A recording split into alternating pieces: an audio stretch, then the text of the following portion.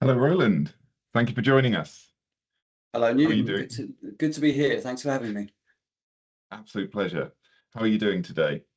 I'm good. Yeah, it's a bit blowy out. The weather's been a bit. It's changing a bit, but it's a bit blowy today. So if you can hear the wind sort of crashing about outside it, yeah. But no, good. Things are good. Yeah, it's deceptive because it looks gorgeous through the windows. And so I took my tortoise out, and the moment we opened the front door, so she You was took your tortoise out, yeah, right. I did. She was very unimpressed. But Yeah, she's out there now and she's in one of her caves, so she can enjoy the sun and she's sheltered from the wind. yeah. But yeah. So what inspired you to be a horror author? Was it the wind? Um, I suppose I grew up with horror. Um, During the more so film, I suppose, during the sort of I call it the back end of what would now be considered sort of golden age of horror, which was the sort of 70s and the 80s. Um, I was too young to sort of I was too young at the time, but I caught the back end of all of that, and so horror was sort of the hot genre in terms of uh, writing and in terms of especially film, and I just absorbed all of it. And I think I just loved it. I was from a young age I was reading sort of. I've just always been interested in. Darker things, ghosts, these sorts of stories, and it just appealed to me. So when it came to um, publishing and deciding to write a book, the genre that I thought I'd written a book previously, which was sort of a different genre, but I thought, okay, if I can carry on, I need to sort of find something, these sorts types of stories that I want to write, and it was always going to be horror. There was something sort of inherent there in me. I think that I just an amalgamation of all the things I'd sort of grown up with, being horror, um, and yeah. So that's sort of I don't have a sort of specific um, influence, a subgenre or whatever. It's an amalgamation of all the horrors that I see. I'm open to all sorts of horror, but specifically, I think influenced very much by the films of the 70s, and early sort of writers of the 80s, King Herbert, and films as well. I might Um, steal the line, I'm open to all kinds of horror for the yeah, opening part of my dating profile. yeah, yeah. Yeah, Um, it's interesting. I think almost every author chat I've had, the first book horror authors write often isn't horror. For me, it wasn't. mm, It was a light techno thriller I wrote. And yeah, I think while we find our feet, the beginning stages of writing are there's such a wonderful febrile time where you can just play around and you can experiment until you sort of find your feet in the horror crevasse. yeah, it's incorporated into so many sorts of genres as well. From Yeah. crime, romance. You could go on. It's and so yeah, you're right. It's getting that. Uh, it, yeah, it's finding your feet and getting into a groove of a type of horror. I Yeah. suppose. Um, yeah, yeah. Mm. And it's easy to sidestep as well. Like if you fancy a change, you can step into the adjacent genres without needing a new pen name. Yeah, yeah. Yeah, So it's so broad now at the moment. I tend to sort of prefer sort of the supernatural type horror, and psychological horror. Uh, But as I say, I'm still kind of finding my feet. I've only written the first two books now, and I'm still kind of learning. I'm still discovering new writers as well, which is opening up the whole new sort of arena of horror. But I'm very much, as I say, influenced by that period, those types of horrors from the 70s and the 80s. Um, but yeah, yeah. I think that so I naturally when I grew up I was reading James Herbert, Stephen King, Mm. and sort of conventional Clive Barker. But then I joined a Discord group called Splatter Chatter, and the hosts of that are amazing. And because I have this book club, they recommend books that I would never have picked up off a shelf.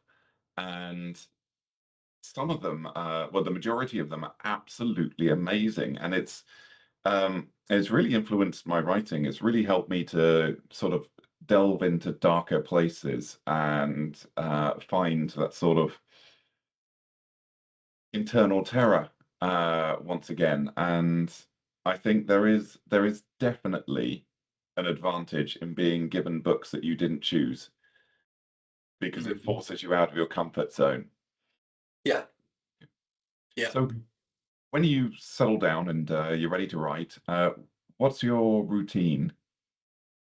Um, I'm usually, well, I don't write full time, so I hold down another job, and I'm usually up around about 6 o'clock in the morning, and I will then get in a few hours Yeah, writing. If I'm starting later, I'll carry on writing through till, well, I say it varies. Sometimes the words come easy, sometimes they don't. And I'll carry on writing through till midday. Um, if I'm starting early and finishing earlier, I'll then write in, in the evening. Basically whenever I can, yeah, at the moment, which is tough, especially if you're doing, a 9-hour shift or whatever, or a 10-hour shift. You've got a wife as well, and there's life as well. yeah. But whenever I can, really. And yeah, if I can get down 2,000 words a day, which is pushing it, it's usually around about 1,500 words a day. That's sort of my target. Um, Sometimes it's more, sometimes it's less.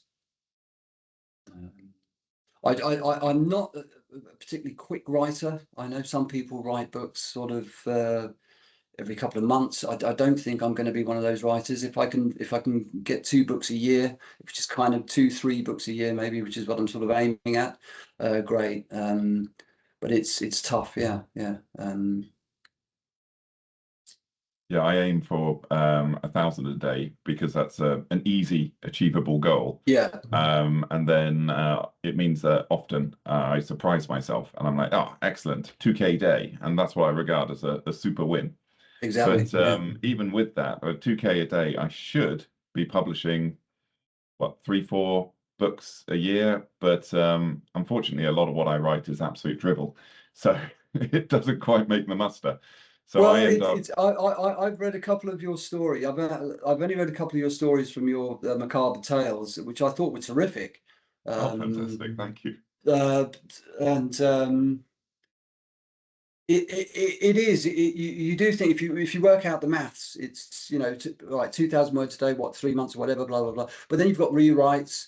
You've Mm, then got your first draft is not your finished thing.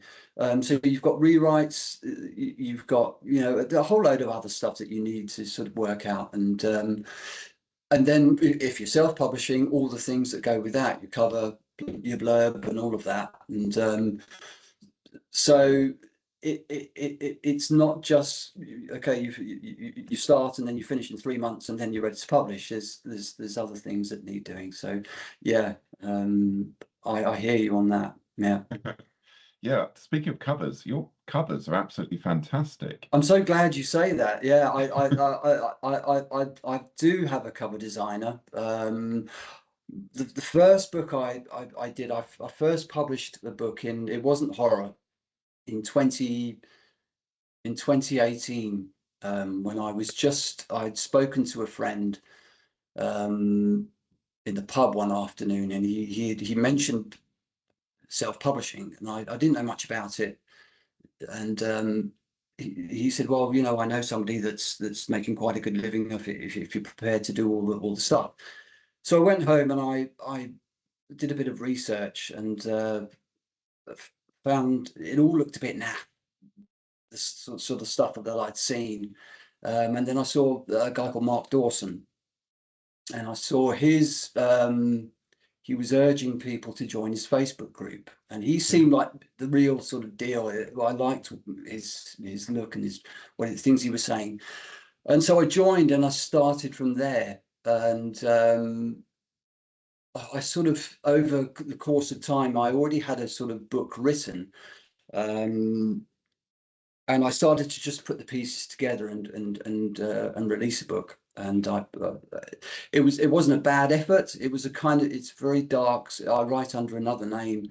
It's a sort of dark, humorous fiction, and but it was, yeah, it was. Uh, Sorry, you were talking about covers, and yeah, so I tried to cut corners as much as I could. And things were expensive and blah blah blah, and I attempted my own covers, and something which I will never do again. I mean, they were just awful. I didn't have any. It was apparent after I had published that book just how much I had to learn about sort of publishing and covers and all the rest of it, and just getting it right. And I did my own covers, which were just terrible. And I remember posting them in the Facebook groups, asking for feedback, and it was just yeah. So yes, I have a cover designer now.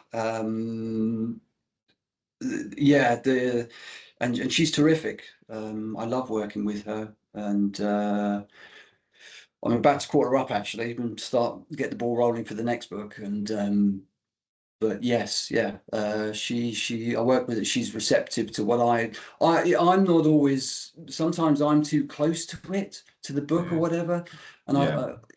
you throw her all these things, and say, you know, maybe do this, do that, and but she's good. She comes up, you know, you give her a basic concept and idea, and she has the blurb and everything, and then she'll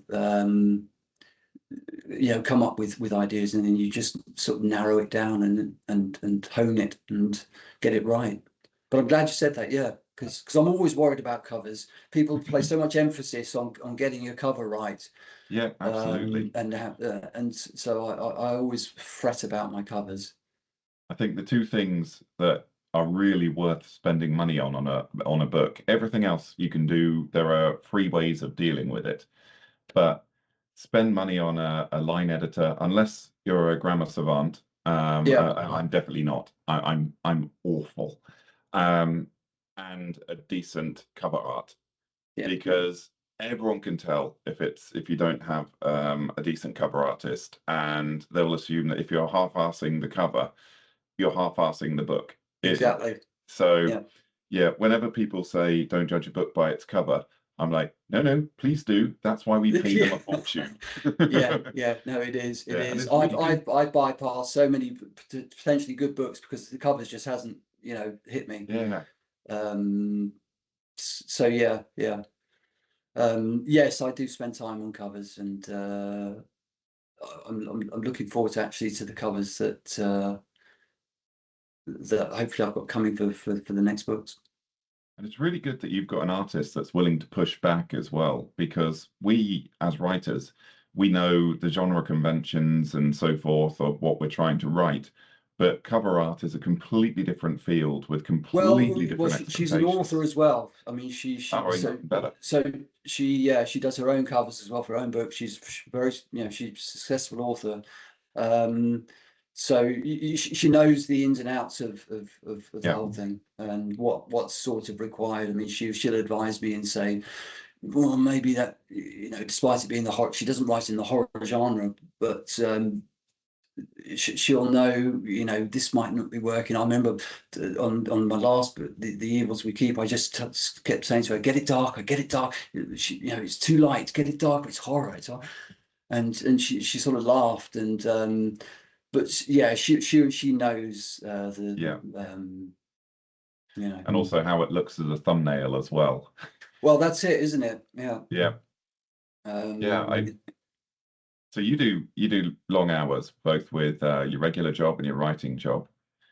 And I'll caveat this with legal. What do you use to fuel your writing process? Is it tea? Is it coffee? Is it a crate of Red Bull? Do you stab it's it, adrenaline? yeah, no, it's usually coffee. Especially first thing in the morning, you wake up, the mind is fresh or relatively fresh. It's nice and quiet, and then you've got some coffee on the go. Yeah, it's the best time. Though usually those couple Yeah, of hours and first thing in the morning are the most productive. I agree. Same with Um, me. I think yeah, your mind is often at its most imaginative because the logical parts of it haven't quite woken up yet. yeah, So exactly. Yeah, you can just yeah, storm off without having any kind of fear of the blank page or anything like that. It's just yeah, like you wake up and then you realize you've got a few pages down and you can just carry on from that. yeah. And how do you take your coffee? I take it black, one sugar. Black, no sugar here. It's a nice Colombian blend. Yeah, yeah, it's good. It's usually two or three coffees. I don't mind tea, although I don't drink it. Again, tea is black. Yeah, No milk. But no, it's definitely coffee. Years ago, I had notions of being some sort of where I might have a few drinks whilst writing. Don't do it. It might work for some people, but it didn't work for me. You know, I had stronger drinks. I mean, yeah, you know, a few beers or whatever. Yeah, I'm not Hemingway, or you know, or so you know, yeah. it So didn't work. apparently, like Hemingway is famous for saying, "Write drunk, edit sober." But his friends and colleagues were saying actually he didn't write under the influence at all. He did all his writing in the morning, and then when he'd finished writing, then he went out and got absolutely obliterated. Many people do. I remember was it Christopher Hitchens, the journalist. He always said that he likes to write sort of sober during the day Yeah, because it's something to look forward to, you know, at night, and then you just yeah, let it go. You know, yeah. I mean, yeah. Other writers, Kerouac, you know, believe what you want. I'm sure there are plenty out there that do sort of whatever means necessary to get the job done. yeah. Hunter Thompson. Hunter too. Yeah.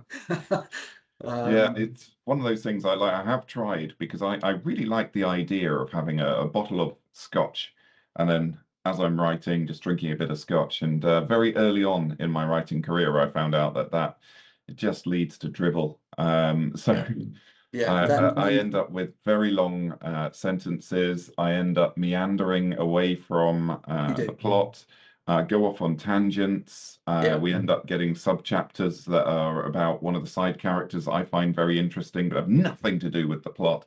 exactly. So, yeah, Same, ditto. Yeah, it was the same thing. You know, that reread it. You know, the next morning is like, you know, what was I thinking? yeah, no, absolutely. Um, I do find that sometimes a scotch does help with audiobooks because then I'm doing narration, and sometimes if you've got a bit of nerves, a stiff scotch can sort of get you into the mood, into the character. But again, don't go overboard. yeah, Nobody don't wants stutter. someone slurring Yeah, and yeah, ad-libbing. Leave the ad-libbing to Robin Williams, who was a master at it. I can't do that. yeah.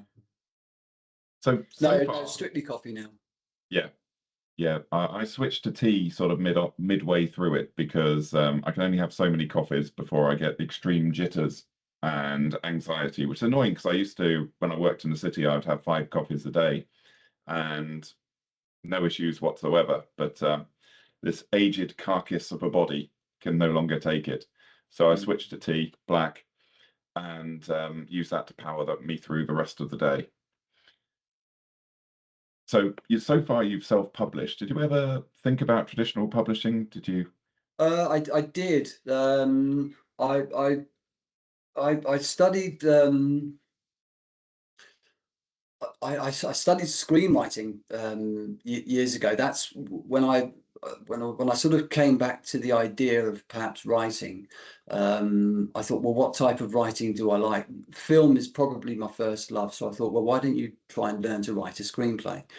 Mm. So I took the course at Goldsmiths College in South London, and I learned how to write a screenplay, thinking that's, perhaps that's the avenue that I sort of go into. Um, and then spent, well, quite a few years sort of writing spec scripts and sending them off to the BBC, and other little companies, and going through the Writers and Artists Handbook, and deciding what to do, who to send it to. Um, I became a little bit disillusioned. It was quite hard for a sort of fledgling writer to get into it then. Um, I got a lot of back then. Used to get a lot of feedback from the BBC saying, the pros and cons, and ultimately why your script won't be Nice. going into development. Yeah. But it was good.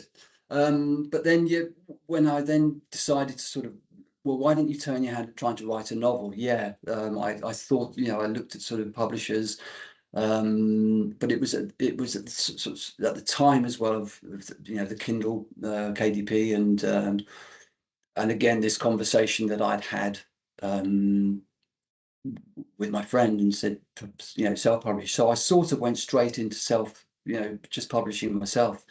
Um, I didn't have a manuscript ready to send out to any publishers that I'd sort of earmarked, um, and so I went straight into sort of self-publishing. Really, yeah, yeah.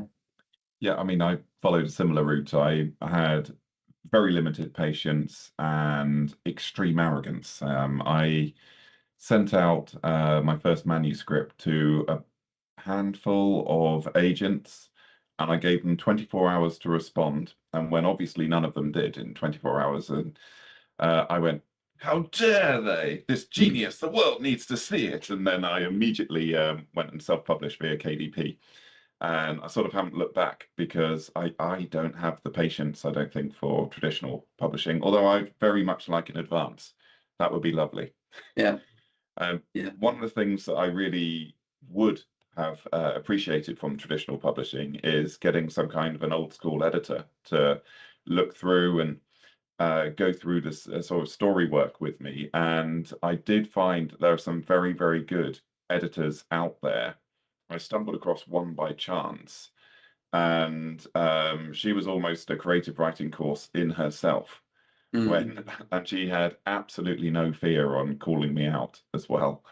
Um, like saying, "Oh, you've this character is absolutely unnecessary and doesn't affect the plot whatsoever. So either Mm. axe the character or make them have an effect on the plot." It's what you get with traditional publishing. It does go through that editorial process, doesn't it? Yeah, And often you think with self-publishing, I think that's probably changing a bit now. But does it do this? Does our self-published books? I've read some dodgy books. Um, yeah, that is what you get with traditionally published. You get this feeling that it's been through that process. That the finished product is going to be good. It's going to be tight and all the rest of it. yeah. Although there are obviously grades of that, and the early Harry Potters, you can identify them by the typos in them, and that's how you know you got an early edition. And so I think there's a kind of survivorship bias where the books that we read that have been traditionally published, often we're reading the successful books and that have been through multiple rewrites and multiple editors. So Mhm. um, yeah, I'm not sure that everybody gets the full editorial treatment. Um, You'll find them. I can't remember what I was reading. I found one the other day. They will crop up. Yeah. Even in the best of them. Yeah, they do say the easiest way to find a typo in your work is wait until you've hit publish and then turn to page 69. Yeah. And you will find one staring you in the Yeah, face. yeah. How did I miss that? Oh, I Yeah. know, I know. So, speaking of publishing, so far you've done novellas and you've done no longer form novels. Like, what do you find? Do you find that yourself drawn to one over the other, or do you? I like both. I sort of grew up reading the shorter stories, actually, of King, um, and Ray Bradbury, Mm, and obviously Clive Barker's books of blood. yeah, Changed everything after I'd read those. Um, so yes, Stephen King's short stories actually were a huge one on me. I love and still love his short stories. Everyone says it's a tough nut to crack. In getting that, there is a mastery of trying to get it right. yeah, People.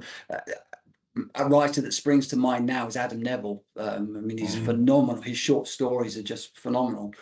yeah, Um, but King, yeah. But I do enjoy writing them. I love writing them. Those four stories that were in a season of horrors, I thought were pretty good. yeah, I was pleased with them with the way they came out. And I do like trying to get as much information as you can in a sort of short space of time. Um, and just the reading experience, you can one sitting, and you can read them, just immerse yourself in during one sitting, whereas opposed to a novel, full-length novel, it might take longer. um but I obviously like the novel as well. You can, like, say, meander, you can get a bit fruity, you can character development, location, all the rest of it, backstory or whatever. You can go into a bit more detail. Um, but yeah, I like them both. And as I say, I'm still trying to work on them on both on both types. I think it was a Stephen King Different Seasons, where he had four novellas in there, Shawshank, At the Shawshank, yeah. Pupil, and that was absolutely my favorite sort of compilation, and it was really, really inspiring. Yeah, And the Mist as well, I think yeah, was in one of them. Yeah, no, I love them both. But yeah, and when you're writing now, do you find yourself more of a plotter or a pantser or in between? um, somewhere in between, I think. Yeah, yeah. The books I'm writing at the moment, which is going to be a series of books, I've sort of I've plotted more, because I sort of need to know where everything is going. Initially, what I'll do is I'll write a sort of skeleton script of basic things that are going to happen, the characters, events, or whatever. Uh, which won't necessarily always go to the end, but it'll give me enough to know where it's going. Yeah, Um, uh, yeah, and that's how I'll usually start. Sometimes those four stories, that the four novellas that I wrote, they kind of started just through ideas, and then I sat down and started writing. I didn't really have any notes or research done or anything. I just started writing and it came. Um, but yeah, it's a mix of the two, I think. Um, yeah. I mean, when I'm doing a novel, I have the full spreadsheet, Excel, every character, every chapter, how it affects the plot, who the point of view character is, what the end of chapter cliffhanger is, or the twist.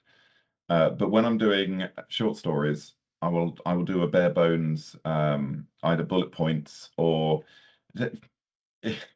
some of my in fact, almost all of my most successful short stories have been almost unplotted completely.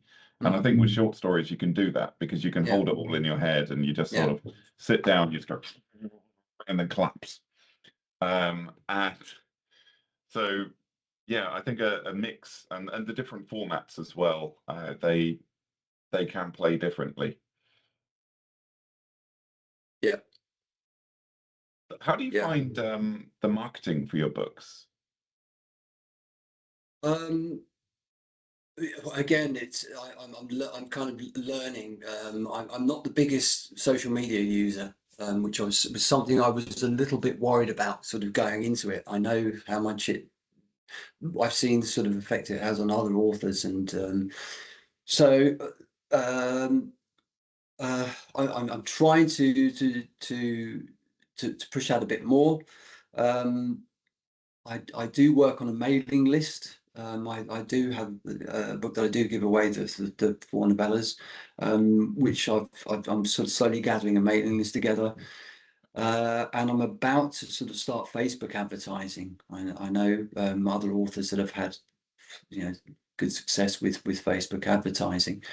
Um, and then just trying to get to know other authors, really. Um, push it that way.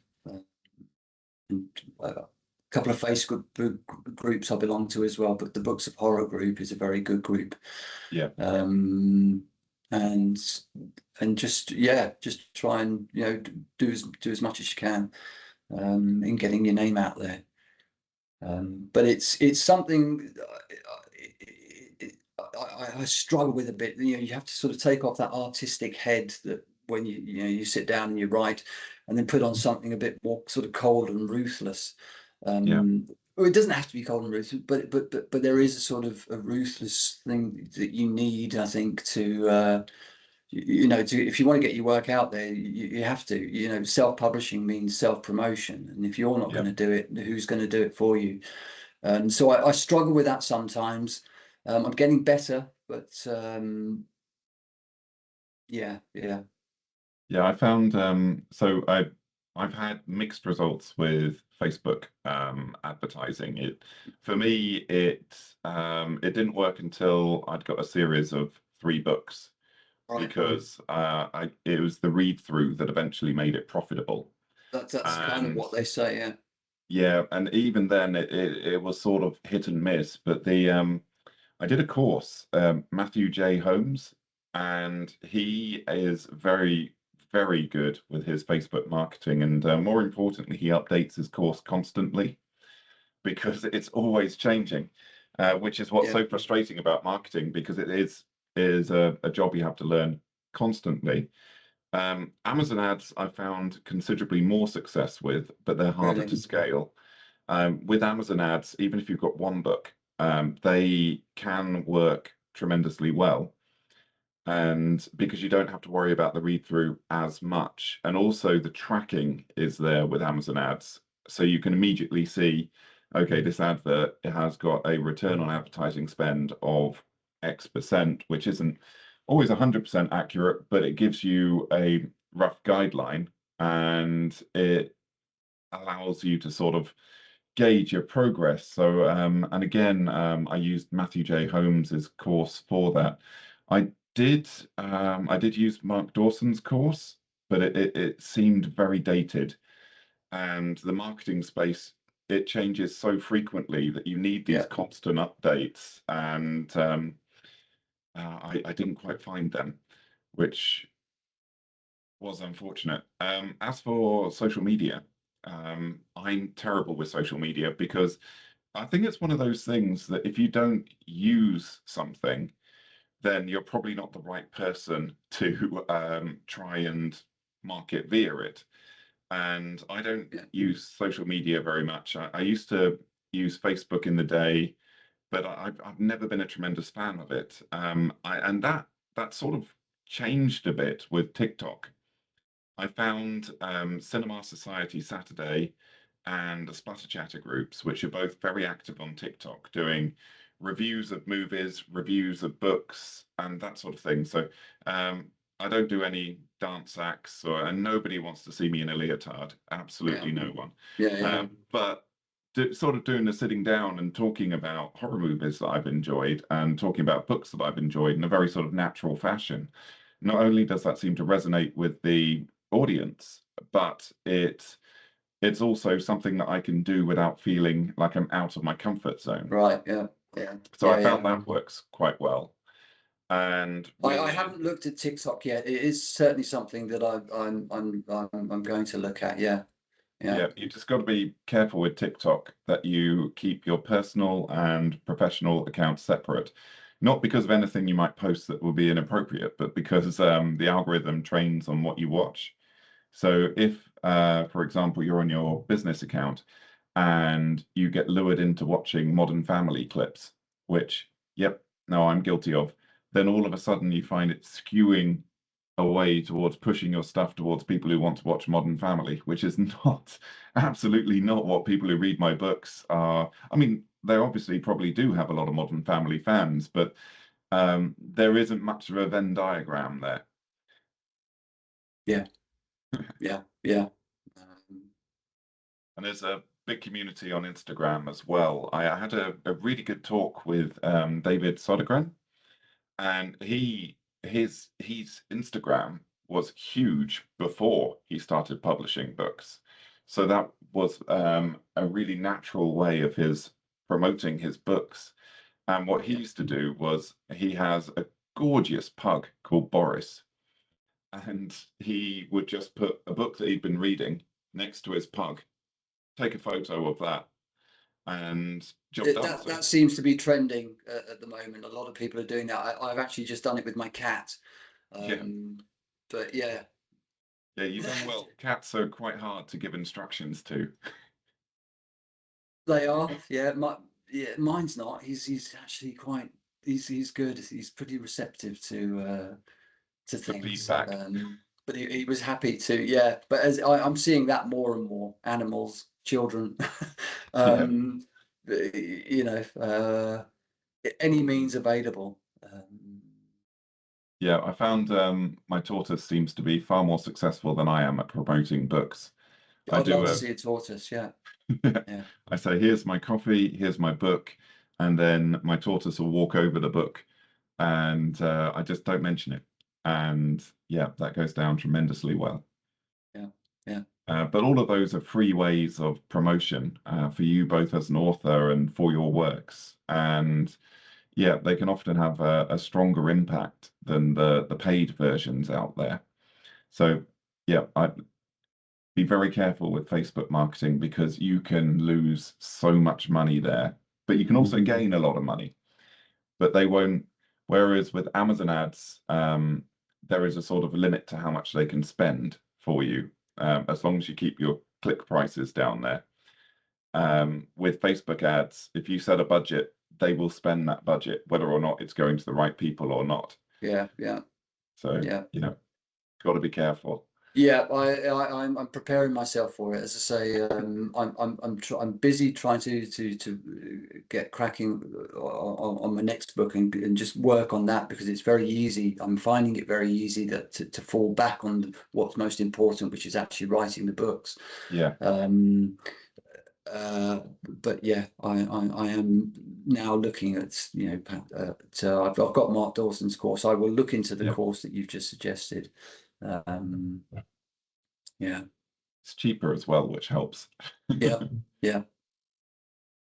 I mean, people are sort of staying away from Amazon. I mean, a lot of the feedback I'm seeing from other writers, people is indie writers now. People are just buying directly from the writer There was through the. there was a big movement where, for political reasons, people were avoiding Amazon, Mm, and I mean it's unfortunate for us authors because we're caught in the middle of that. We're just trying to survive, not being political or anything. Our books, well, I mean, some people might be political, but some of us just want to cause terror, and but not to the level that politics does. Yeah. So we get caught in the crossfire there. I have experimented with going wide myself. I get a lot of my income though from Kindle Unlimited, so that would be very hard to give up. But I do sell my paperbacks separately, so I go through Ingram Spark, and because you might as well, it's free and well, free-ish. And I have my own website as well, which I sell my books on. But Amazon is just such a huge percentage of my income that any concept of a boycott is terrifying. Yeah, I think it still is for a lot of indie writers. You know, Yeah, do you sell directly I do. Yeah, to your readers?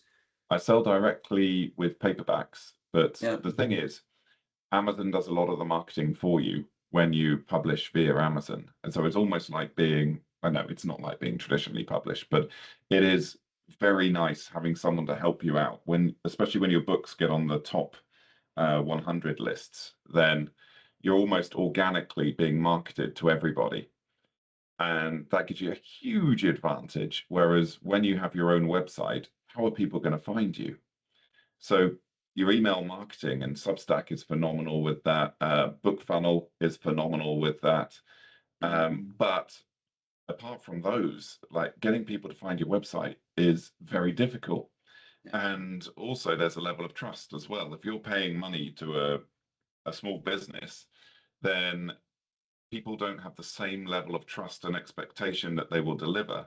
Whereas if people buy a book off Amazon, they know it's going to arrive. mm, And if there's any issues with it, they know who to call. And they can also refund their books if they don't want them. Whereas that is harder to do, or at least you're less reliant on the fact that an author might honor that refund. Whereas with Amazon, you know that they'll just do it, no questions asked. yeah, yeah. So yeah, it's difficult, but the fact that we get considerably more profits when people buy directly from us. Mm. My word, am I allergic to profits? I hope not. I need those. Uh, so yeah, selling wide is it is a dream for me, but I at the moment I can only see it as an avenue for more boutique editions, whereas Yeah. Amazon is my bread and butter. And they are talking about, and this is somewhat concerning for me. Um, Facebook is saying now that they want to embrace AI more in the marketing. Their ultimate goal is that you just give them a budget of how much money you want them to spend on advertising and they'll do it all for you. And that is an anathema for me because I want to have control over how my books are marketed because I don't want people to get the wrong end of the stick and market my books as something they aren't, or worse, they might say something inappropriate. And if I'm going to do something inappropriate, I want it in the story with a trigger warning. I don't want someone to say something like market my books to a particular subsect of people that I don't want them marketed to, or they don't understand what my book's about. Yeah. And at the moment, the AI involvement with Facebook ads is fairly limited. I do find that their audiences doing it untargeted seems to work best for me because Facebook is quite good at using its algorithm, which I don't regard as true AI, but the algorithm to target appropriate people. And that does seem to work better than typing in specific interests because I don't think everyone fills in their profile these days like they used to. And you're relying on people to type in these actual interests now, and it doesn't work. It doesn't convert like it used to. Right. Mm. But yeah, I mean, I guess AI is that spectre that's looming over all of us. So, what are your thoughts on AI and the impact it's having on the publishing industry? Um, I try not to think about it too much, to be honest, Newton. I know people have uh, in terms of writing, using AI to write your books, or to type something in and then receive something back, and then whether you modify that or whatever, and then put your name on it and say it's it's a piece of work that you've done, just seems terrible to me. Mhm. Writing was the noble art, and it's that vital sort of connection between reader and writer, or rather writer and reader, and books that are pirated, essentially to fill these tech machines full of, to train these AI models. Is yeah, not good. Um, as I say, I don't use ChatGPT or any of the others. It's not, not something I'm interested in. I know it's but I know it's it's divisive subject, and yeah, yeah. But Yeah. as I say, I don't know an awful lot about it. I don't. I try not to go into the AI arena. Um, Only that I know that it's. Adam Neville actually wrote a good piece in his blog about the effect, um, or the potential effects as well of where it can take us. Mhm. Um, but yeah, yeah. It has affected our short story writers quite considerably. There's a lot of the magazines that used to accept submissions are now invitation only, because all of a sudden they've gone from getting the steady level of submissions to getting an absolute deluge of AI written short stories that people are Mm, trying to flog to them, and they just can't read through them and write feedback on them anymore because there's just too many of them. yeah. So yeah, immediately that cuts out it gatekeepers short story authors, and that's where a lot of us cut our teeth at the very beginning. We Mm, submit to magazines, we get feedback, we grow. Um, well, we get feedback. Sometimes they reply, but it allows us to grow as authors. Whereas now, if you're a new writer, it's quite hard to get feedback. And I think that's one of the areas where Substack has helped considerably, because you will natively get feedback when you put your stories up there. People either resonate with it or not. But even that, you will get some Substacks where people are just putting up AI generated content, and that does hit us all, unfortunately. Unless you've yeah. already made your reputation, in which case you have that level of gravitas that you can use. Well, yeah. I mean, authors threatening not to sort of read new books or new authors because of the potential of having used AI. Um, yeah.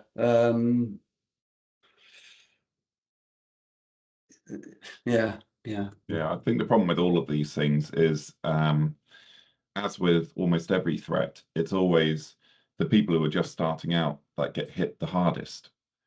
And the last thing this career needs is more gatekeepers, because there's already so many things that will hinder a beginning author, and the wages, the average wages for an author in the UK is 8,000 a year, and Mhm. that's terrifying. And so we really don't need anything to hinder that until people have sort of made it to a certain level. They have enough books that they can use those books to get themselves a passive income. Well, it's never really entirely passive. I would like to get to the point where I have my swimming pool and it just gradually fills up to a Scrooge McDuck level, but we're not there yet. Yeah. Yeah. But perhaps if we can differentiate between, what is AI written, what isn't, and people can, you know, Yeah. decide. Um, 30 years from now, will it be the norm? Um, you know, well, it's worrying of the people growing up into AI. You know, you know, will it be the norm? Will it be something that will just be used all the time? Yeah. It is worrying. I think one of the concerns is it offers people an opportunity, realistic or not, but to sidestep the beginning part of writing, which is the first stories you write are going to be awful. They are. Some people write absolute bangers at the very beginning, but the majority of people are just, you're going to write a whole load of terrible stories, Mm, and through writing them, you will gradually improve. exactly. It's a learned skill, and it can be very tempting for beginning authors to sidestep that process by using AI to improve their Well, work, or even I do just it had for a them. conversation. I was horrified. I had a conversation with a guy I knew, and he was. I told him about my book, and we were just talking about it. And he said, "Oh, have you heard of Chat GBT? You know, now I can write that children's book that I've been meaning to write all my life." Yeah, And I didn't say anything, but I was just horrified, and I thought, well, you know, why couldn't you do that anyway? yeah, Um, it, it is this sense of like you say, shortcutting, sidestepping all the good stuff that essentially makes you a good, a yeah. writer. You got to have Um, those fails. yeah, exactly. Yeah. Yeah, Um, so yeah, we shall see. I keep one eye and ear open for it, but as I say, I don't want to get to AI that just, you know, it seems to be springing up everywhere you look. yeah, And yeah, yes, it's important that we keep abreast of it, but you know, I want to focus on my own writing. yeah. Um, And so, focusing on a more positive aspect, what's coming up next? What do we have to look for from Roland um, Blake? so I'm in the process of writing a series of books, which is a uh, sort of crime stroke supernatural mysteries about a sort of an ex-DI that is now works privately on these strange cases with a little group. I suppose he's a paranormal investigator, but it's more sort of immersed in sort of police procedural crime stuff, because he still works with the Yeah. police even though he isn't. So there's sort of 12 books planned for that, which will be the 12 Bo books. Rickman. Yeah, well, I've got sort of 12 stories already sort of outlined. Um, Fantastic. um, we'll see, potential maybe for more. I don't know. Um, and then there is another standalone coming, which is again more sort of psychological horror. Hopefully that I can get done by the end of the year, which is um, a group of soldiers that have returned from the Afghanistan war in Afghanistan, and something terrible happened there that they all share the knowledge of, but the repercussions of which have sort of followed them home, and something evil is about to be unleashed. So yeah, that's a story. Again, that's I'm outlining that at the moment, and hopefully we'll be done by the end of the year. Um, Fantastic. yeah, yeah, Yeah, I hoover up supernatural procedurals in a similar vein, like Rivers of London, um, Dresden Files. yeah. Uh, It's kind of on the Jim book, the Dresden Files, and probably not as yeah, much humour, but yeah, that's the first book is almost done. And I kind of want to I want to sort of get three of them done, and then I can release them sort of fairly quickly within each other, yeah, um, whilst sort of writing other things. So we'll see. Yeah, but it's going well. Fantastic. And also, I think by writing a few books in advance, you really get to know the characters. Because when Yeah, I do my first draft, I have an idea of what the characters are like, but they've cemented themselves by the time you get to the end of the first draft. So you go back and sort of bring them into line with each other. 3 books is going to give you a huge opportunity with that. Well, I've had a fantastic time chatting with you, Roland, and thank you absolutely. very much for coming on the channel. Thank you very much for having me, Newton. Thank you. Absolute pleasure. Um, You so take yes, yeah, care, and I shall enjoy reading your books. fantastic, and likewise.